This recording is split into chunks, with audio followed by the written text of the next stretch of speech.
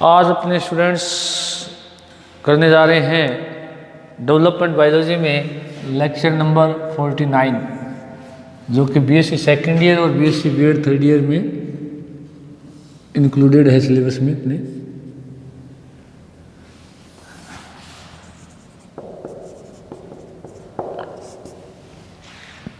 देखिएगा, कल जब अपना जो टॉपिक चल रहा था, मैंने कल बताया था कि कुछ छोटे छोटे ऐसे टॉपिक हैं जो कि अपने सिलेबस में हैं डेवलपमेंट बायोलॉजी में। उनके थोड़ी सी हार्मोनल कंडीशन भी देख लेते हैं, वो क्या क्या वो घटनाएं किस प्रकार से घटती है उनके बारे में अपने कल डिस्कस कर रहे थे। तो सबसे पहले जो था इम्प्लांटेशन, फिर जेस्टेशन, फिर पार्चुरेशन, फिर लैक्टेशन, ये चार ऐसे टॉपिक है जिनके बारे में अपने को डिस्कस करना है। तो सबसे पहले जो कल टॉपिक चल रहा था वो था इम्प्लांटेशन। कौन सा था? इम्प्लांटेशन, इसको हिंदी में कहते हैं आरोपण, या दूसरा नाम और क्या है, रोपण। परिभाषा बताई थी कि भ्रूण का या भ्रूण की, या कह सकते हैं कि जो ब्लास्टुला अवस्था है उसका गर्भाशय के एंडोमेट्रियम में फिक्स होना या सेट होना या रोपित होना ही क्या कहलाता है? आरोपण या रोपण। जो मैंने बताया था कि ये जो घटना है, ये घटना रज चक्कर के 21वें दिन और निषेचन के 7वें दिन होने वाली कौन सी है? घटना है। इसके लिए साथ में आपको बताया था कि जो ये सारी घटना है ये हार्मोन के द्वारा कंट्रोल्ड घटना होती है या हार्मोन के द्वारा नियंत्रित घटना होती है। इसमें कौन कौन से हार्मोन अपना प्रभाव दिखाते हैं, ये बात मैंने कल बताई थी आपको। सबसे पहला जो हार्मोन है वो है ल्यूटिनाइजिंग हार्मोन, या यूँ लिख दूँ सीधा ही एडिनो हाइपोफाइसिस का इसका LH हार्मोन का LH हार्मोन। उसके अलावा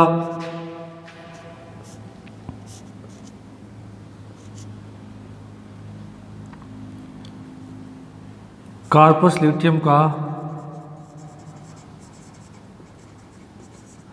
प्रोजेस्टेरोन हार्मोन, प्रोजेस्टेरोन हार्मोन। उसके अलावा प्लेसेंटा का progesterone hormone.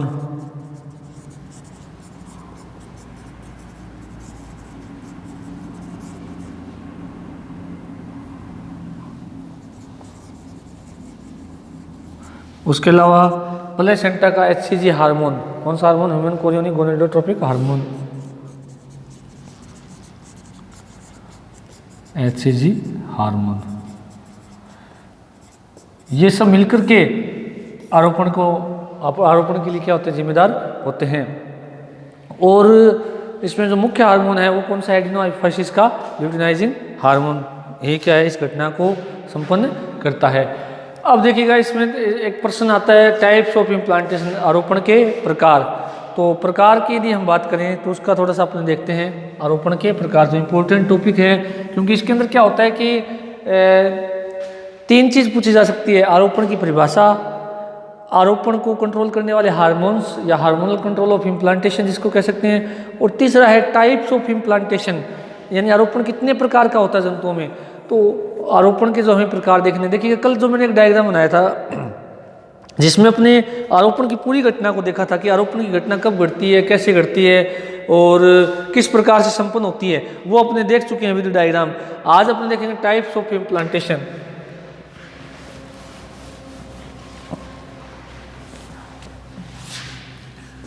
Types of implantation.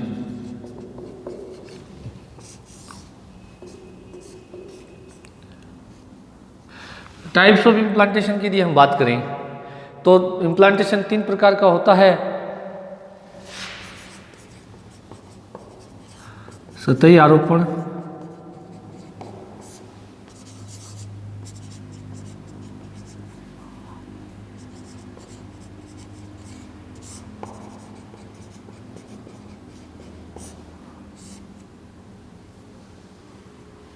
और तीसरा है अंतराली आरोपण।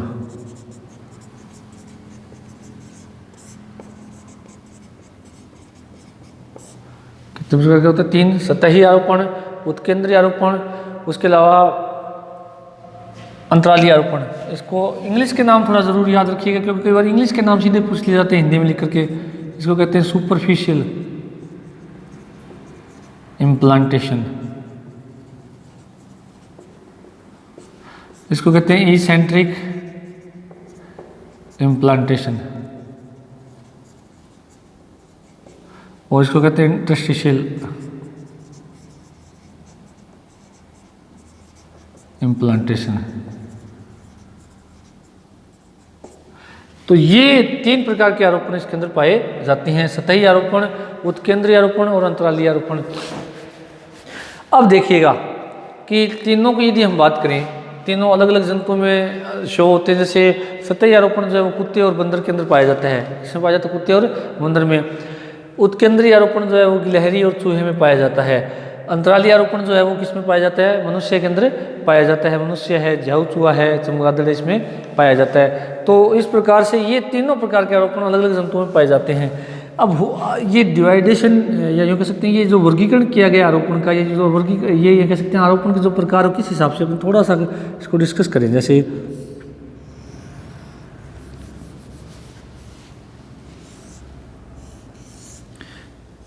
अब मैं डायग्राम आगे और देखेंगे डिटेल में, इसके ऊपर थोड़ा सा अपने मैं बता देता हूँ कि किस हिसाब से आरोपण है।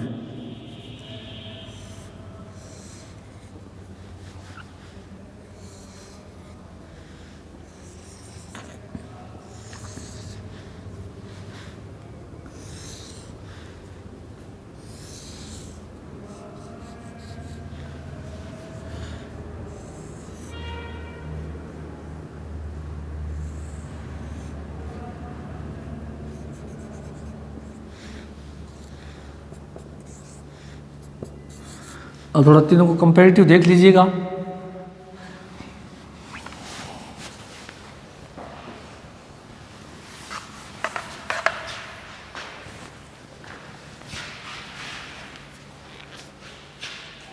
वैसे नाम से क्लियर हो रहा है, मैं थोड़ा आपको परिभाषा साथ साथ में बता देता हूँ कि सतही आरोपण में क्या होता है कि भ्रूण जो है गर्भाशय की जो मुख्य कैविटी है उसके अंदर क्या है, फिट रहता है। भ्रूण का गर्भाशय की जो मुख्य कैविटी है उसके अंदर क्या रहता है, फिक्स रहता है। और इसके अंदर जो कोरियन सैक वृद्धि करके क्या करता है, गर्भाशय की जो उपकला के संपर्क में क्या है, आ जाता है। तो इसको थोड़ा सा अपने देखें तीनों को साथ में।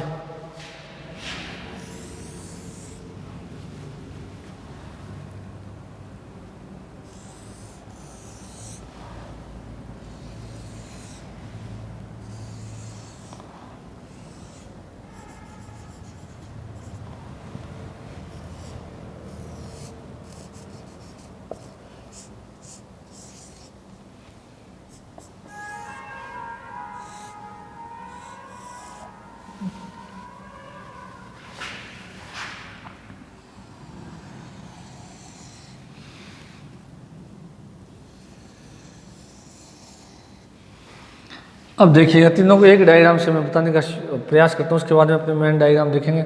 सतही आरोपण की यदि हम बात करें, यदि कोरियोनिक सैक इस प्रकार से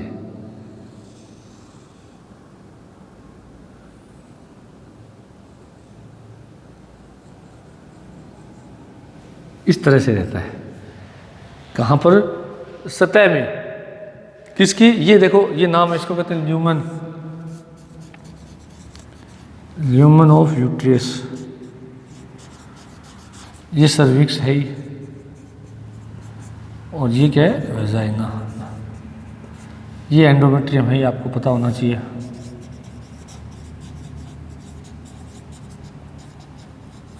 ये ओवरी है, ये फैलोपियन ट्यूब है। देखिएगा इस प्रकार से भ्रूण यदि गुहा के अंदर ही रहते हैं, गर्भाशय की किस में रहता है, गुहा के अंदर, क्योंकि आपको पता होना चाहिए गर्भाशय एक थैलेनुमा संरचना होती है। और उस थैलेनुमा संरचना के अंदर क्या होता है कि जो गर्भाशय का जो खोखला भाग होता है, गर्भाशय का क्या खोखला भाग जो होता है वो क्या होता है कि क्या कहलाता है, ल्यूमेन ऑफ यूट्रियस, यानी गर्भाशय की गुहा कहलाती है खोखला भाग। ये एंडोमेट्रियम लेयर है, बीच में यहाँ मायोमेट्रियम होती है और बाहर क्या होती है, पेरीमेट्रियम। तो ये जो खाली स्थान है इसको गुहा कहते हैं। यदि एम्ब्रियो जो है ये क्या है अपना एम्ब्रियो। एम्ब्रियो इस प्रकार से गर्भाशय की गुहा के केवल संपर्क में रहता है, केवल किसके रहता है, संपर्क में रहता है। तो ये आरोपण क्या कहलाता है, सतही आरोपण। यानी सतही आरोपण का मतलब यही है कि गर्भाशय का भ्रूण का गर्भाशय की सतह है, और सतह का मतलब यहाँ किससे, एंडोमेट्रियम के संपर्क में रहना क्या कहलाता है, ये सतही आरोपण। और एग्जाम्पल मैंने बताया कुत्ता और बंदर, क्या इसका एग्जाम्पल कुत्ता और बंदर। उसके बाद में दूसरा कौन सा है अपना उत्केंद्री। उत्केंद्री के अंदर देखिएगा क्या होता है,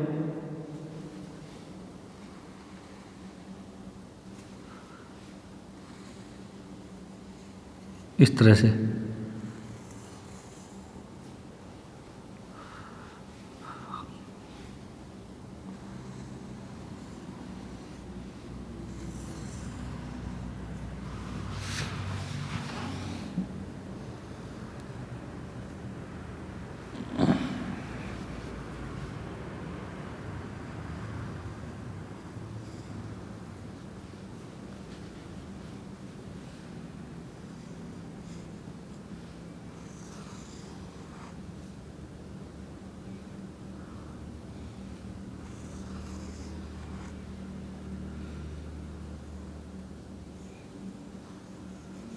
इस तरह से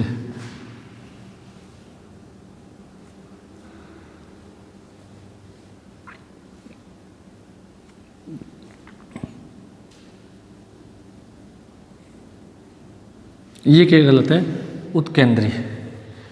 अब देखिएगा इसके अंदर भ्रूण क्या है कि आधा तो अंदर धसा हुआ है और आधा क्या है, गर्भाशय की गुहा के अंदर है। आधा तो कहाँ है, अंदर धसा हुआ है, किसके अंदर है, एंडोमेट्रियम के अंदर, आधा गर्भाशय की गुहा के क्या है, संपर्क में। तो ये कौन सा हो गया, उत्केंद्री।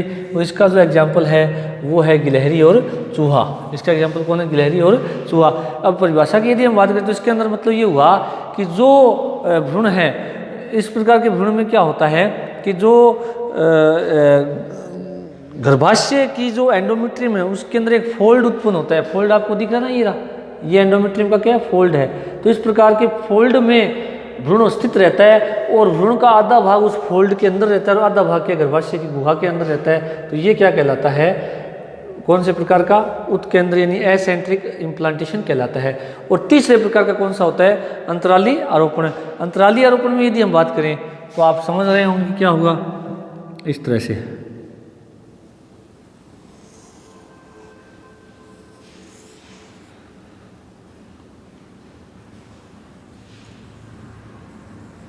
तरह से ये अंतराली आरोपण है, जिसके अंदर क्या होता है, ऐसे इसके मैं साथ में नाम लिख देता हूँ। ये कौन सा हो गया अपना, सतही आरोपण।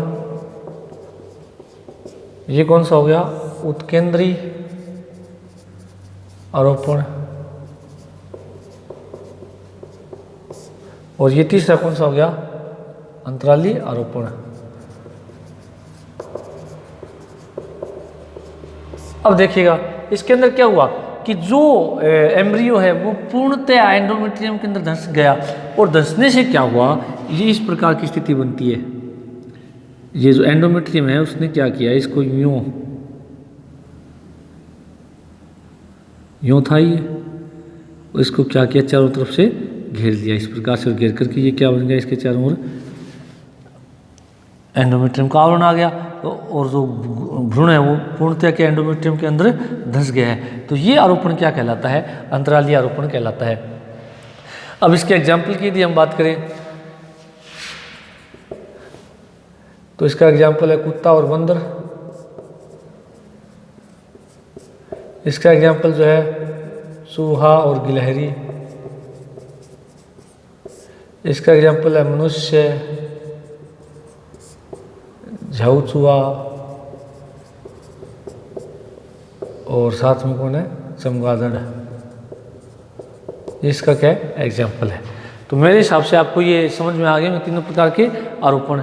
अब हम इसको थोड़ा सा सिस्टमेटिक डायग्राम है उससे अपने को इसको डिस्कस करते हैं। तो मैं एक बार रिवाइज कर देता हूँ। सबसे पहले सतही आरोपण में क्या होता है कि जो एम्ब्रियो है वो क्या करता है, सिर्फ और सिर्फ आरोपण के दौरान गर्भाशय की गुहा में ही रहता है और एंडोमेट्रियम की केवल सतह से संपर्क में आता है, इसलिए इसको सतही आरोपण कहा जाता है।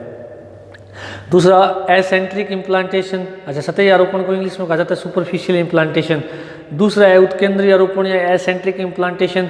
एसेंट्रिक इम्प्लांटेशन जो है इसके अंदर क्या होता है कि जो एम्ब्रियो होता है वो एक एंडोमेट्रियम का एक फोल्ड बन जाता है। एंडोमेट्रियम का क्या बन जाता है? एक फोल्ड।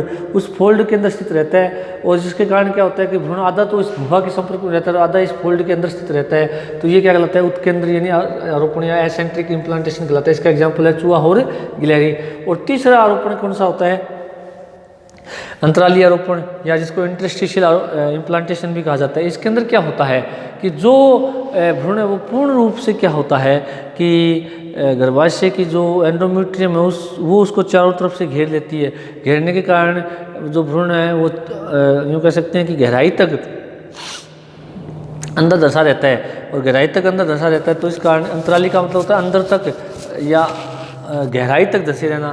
तो इस कारण इसको अंतराली आरोपण या इंटरस्टिशियल इम्प्लांटेशन कहा गया है। और जिसका एग्जाम्पल है मनुष्य, जऊ, चूहा और चमगादड़। अब यदि हम इसके थोड़े सिस्टमेटिक डायग्राम्स की बात करें तो वो डायग्राम अपने बना लेते हैं। सबसे पहले बात करें सतही की। सतही की मैं परिभाषा लिख देता हूँ।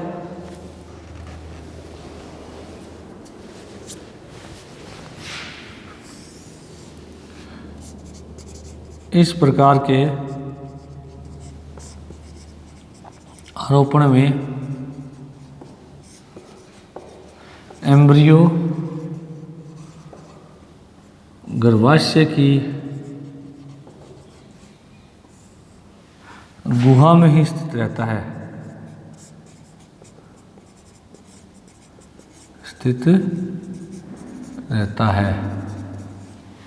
इसमें स्थित रहता है, गर्भाशय की गुहा में स्थित रहता है। और जो इसका कोरियोनिक सैक होता है किसका?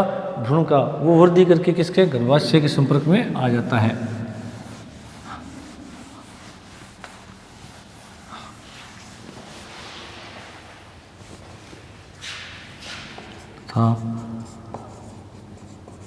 कोरियोनिक सैक वृद्धि करके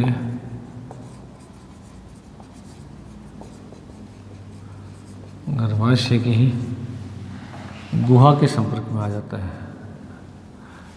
गुहा के गर्भाशय की उपकला कोशिका के संपर्क में आ जाता है।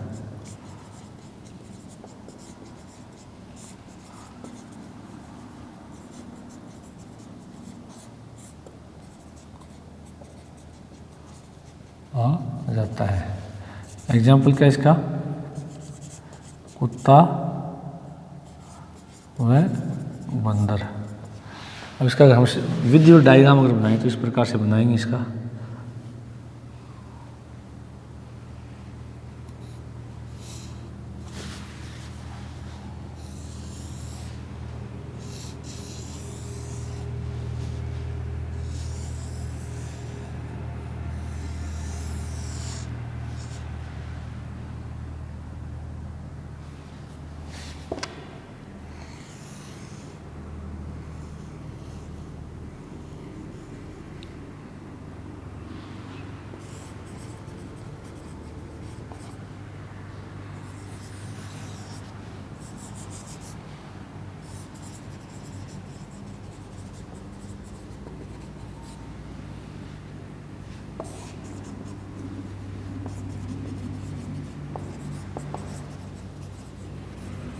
ये इसका क्या है? डायग्राम है। ये एम्ब्रियो है, ये ल्यूमेन ऑफ क्या यूट्रस है और ये एंडोमेट्रियम है। तो इसकी गुहा के अंदर स्थित होता है और केवल क्या है? ये एंडोमेट्रियम का क्या रहता है? संपर्क में रहता है। इसका एग्जाम्पल क्या? कुत्ता और बंदर है। दूसरा कौन सा है? एसेंट्रिक। एसेंट्रिक की यदि हम बात करें तो इसके अंदर क्या होगा कि जो फोल्ड है वो उसके अंदर स्थित रहता है।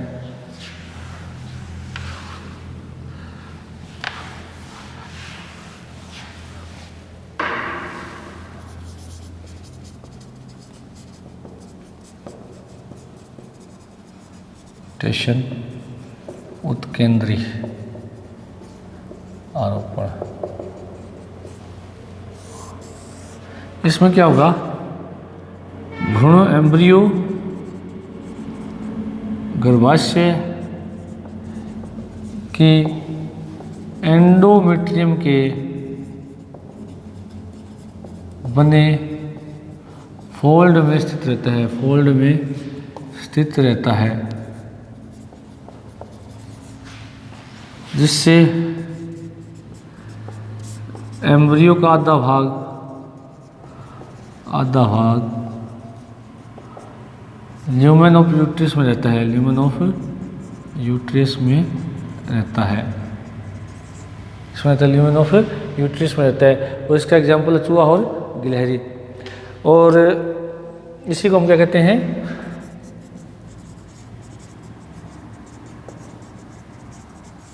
एसेंट्रिक। अब इसके अंदर अपना अगर थोड़ा डायग्राम बनाए तो इस तरह से बना सकते हैं।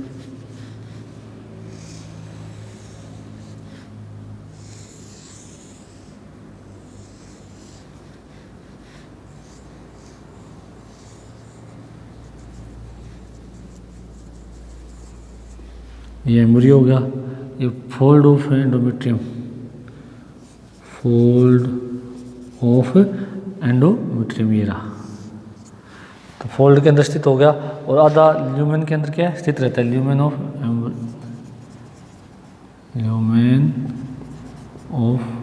यूट्रियस।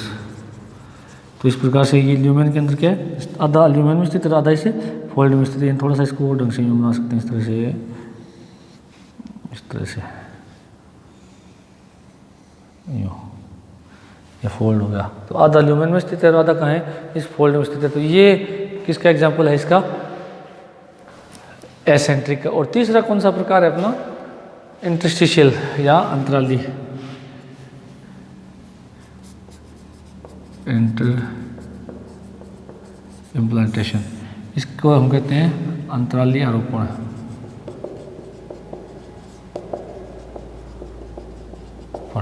इसके अंदर क्या होगा कि एम्ब्रियो जो गर्भाशय की एंडोमेट्रियम के फोल्ड की बजाय क्या होगा कि पूर्ण रूप से एंडोमेट्रियम में धंस जाता है और गर्भाशय के नाल से इसका कोई संपर्क नहीं रहता है।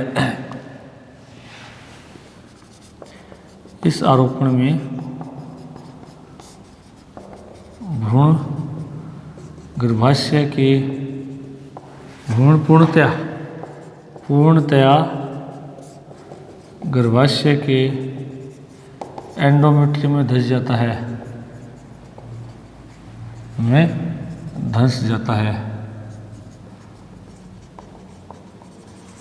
धंस जाता है और भ्रूण का गर्भाशय की गुहा से कोई संपर्क नहीं रहता, गर्भाशय की गुहा से कोई संपर्क नहीं रहता है। इसी को क्या कहते हैं, अंतराली अपने इंटरस्टिशियल। एग्जाम्पल इसका है मनुष्य, चमगादड़ व झवचुआ। अब इसके अंदर क्या हुआ, ये स्ट्रक्चर आ जाएगी,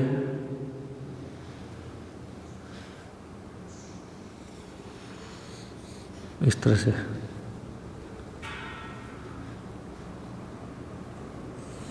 एंडोमेट्रियम ने क्या किया, इसको चारों तरफ से घेर लिया। घेरने से क्या हुआ कि जो भ्रूण है वो अंदर तक धंस गया, इसका गुहा से कोई संपर्क नहीं होता है क्योंकि इसके चारों किसके आ गई, एंडोमेट्रियम आ गई। एंडोमेट्रियम ने इसको चारों तरफ से घेर लिया। इसको यूँ बना सकते हैं, थोड़ा और ढंग से बनाए तो इस तरह से।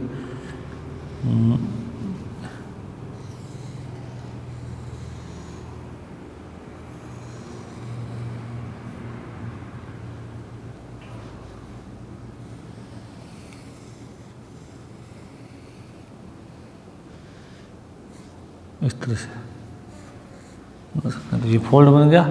और किसका, ये एंडोमेट्रियम का फोल्ड है, इसका फोल्ड है, एंडोमेट्रियम का फोल्ड है। जिसने क्या किया, गर्भाशय के अंदर जो आरोपण हुआ था, आरोपण के दौरान फिर जो एम्ब्रियो पूर्णतः कहाँ धंस गया, इसे एंडोमेट्रियम। और इसके चारों ओर किसने घेर लिया, इस भ्रूण को एंडोमेट्रियम ने घेर लिया, जिसके कारण इस भ्रूण का गर्भाशय गुहा से कोई संपर्क नहीं रहता है। तो इसको क्या कहते हैं, इंटरस्टिशियल इम्प्लांटेशन या अंतराली आरोपण। इसका एग्जाम्पल कौन है, मनुष्य, चमगादड़, झवचुआ। तो स्टूडेंट ये अपना आज का टॉपिक खत्म होता है, क्या, आरोपण और आरोपण के प्रकार। इंपॉर्टेंट टॉपिक है जिसमें से क्वेश्चन डेफिनेटली पूछा जाता है। कल अपने गर्भावधि या जेस्टेशन पीरियड को पढ़ेंगे। Thank you.